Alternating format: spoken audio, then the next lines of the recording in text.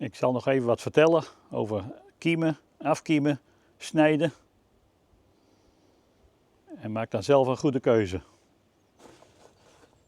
Er zit veel verschil in de gevoeligheid voor kiemen tussen de verschillende aardappelen. Zoals je hier ziet met deze, er zit nog niks op. En deze die zijn heel erg gekiemd. Er zit al een oude kiem op en daar zit dan nog weer nieuwe bij opgegroeid.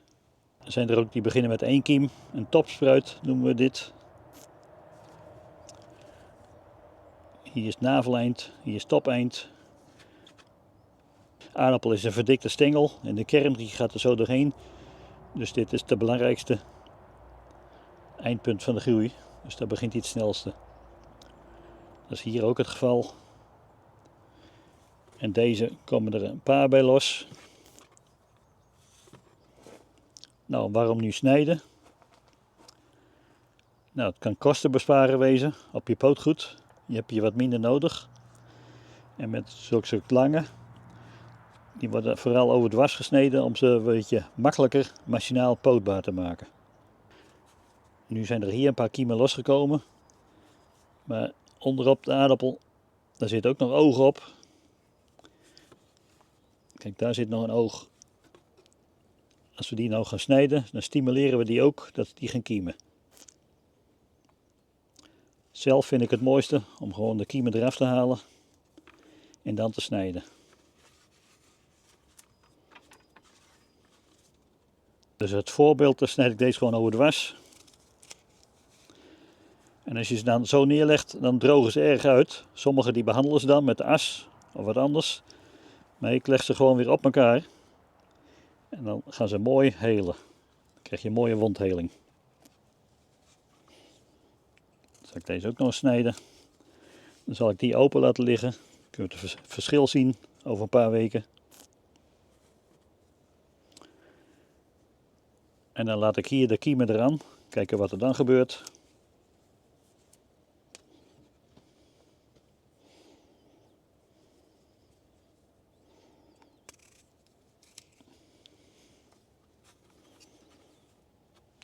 En dan ga ik deze gewoon afkiemen. Er zitten nu 3 kiemetjes aan. En die leg ik gewoon neer. Zonder verder te snijden. Als ik hier niks aan doe, dan blijft hij gewoon op die ene kiem groeien. Of 2 in dit geval. En verder zal er niet veel bij komen. Dus ik breek ze eraf. Nu hoop ik dat de andere kiemen die hierop zitten, dat er ook een aantal van loskomen. Dus dat gaan we eens even zien, wat er gebeurt in de praktijk. En als deze nou wil snijden, de meesten die snijden dan overdwars. Maar als je het toch met de hand poot, dan zeg ik, snij hem hier maar dwars door die kop heen. En dan hebben gewoon beide helften een mooi aantal kiemen. Deze zal ik overdwars snijden. Deze zal ik alleen die ene kiem laten zitten. Deze maatknollen die poot ik normaal gesproken gewoon in zijn geheel. Maar mocht ik nou tekort hebben, of je wilt toch snijden, en je wil die kiemen eraan laten zitten, kan je hem ook gewoon zo snijden. En dan zie je wel weer dat er dan het aantal kiemen weer mooi verdeeld is.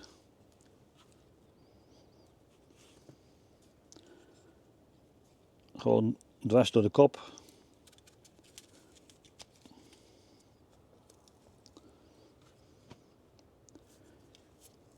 En dan ga ik er ook nog eens even eentje afkiemen en dan snijden.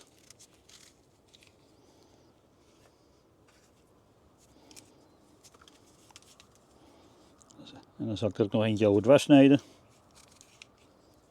Kijken wat er dan gebeurt. Deze heeft in hoofdzaak ook maar 1 topspruit. Verder is er nog niet veel gebeurd. Ik daar eens even een paar knollen, haal ik ze vanaf. En de andere laat ik gewoon die ene spruit erop zitten. Kijken wat er gebeurt. Kijk, je ziet al wel, deze komen nu uit de kou vandaan. Die ogen zijn al een beetje wakker. Dus het kan best wezen dat die toch wel redelijk loskomen. Nou, hier zit nog niks op, dus daar kan je alles mee wat je wilt. Zo'n dikke maat, die kan je ook rustig snijden. Ik snijd hem dan maar weer gewoon in de lengte. Ik zal deze open laten liggen.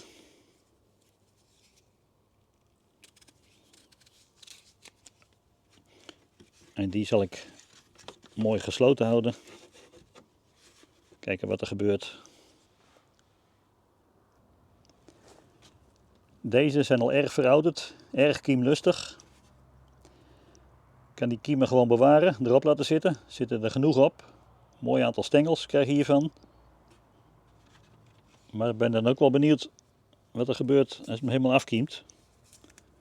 En hoe het dan wordt. Dus dan doe ik daar ook eens een paar van. En ik zal deze snijden. Nou, dat is zo'n oranje-gele. Hier heb ik er eentje, daar zit een mooi aantal kiemen op. Daar blijf ik ook af. Dus die laat ik gewoon zo liggen. En dan nu in het licht kunnen ze mooi afharden. Deze zijn erg lang. Kijk, als je met de hand poot is het allemaal nog niet zo bezwaar. Als deze nu in het licht blijven, dan worden ze wat steviger en dan kan je ze makkelijk poten. Dan gaat er ook weer even een aardappel de kiemen eraf halen. Kijken wat ermee gebeurt. Dan zal ik deze er ook afhalen. En dan snijd ik die overdwars. Ik ben hier op de groentetuin waar we naar aardappels moeten komen. Nu heb ik een poos terug. Heb ik er al compost op gegooid. Allemaal van eigen materiaal. En nu heb ik er van de week ook nog wat blad op gegooid. Maar dan komt er zo'n beetje een deken overheen. En dan droogt het ook niet meer. Er ligt aardig wat spul op. Maar dan droogt die ondergrond niet meer. Dus ondanks dat het nog redelijk nat is, haal ik hem toch maar even een beetje los. Ik wil het beter drogen. Dus ik ga er met freesje overheen. Heb ik wat achterover staan, want anders dan wil het spul er niet door. En dan rijd ik er een beetje vlot overheen. Dan trek ik een beetje los. Nu ligt hij open. Nu wil drogen.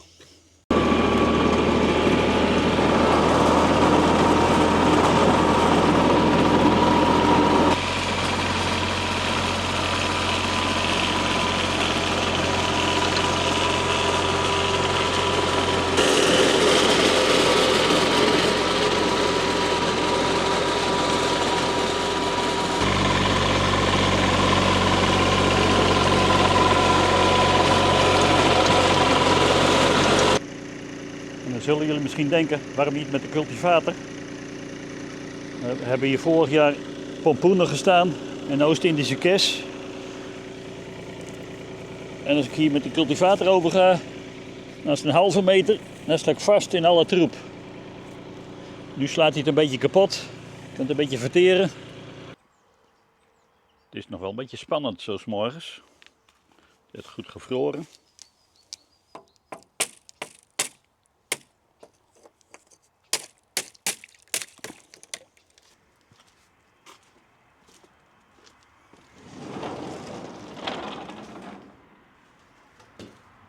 De thermometer die staat op 0.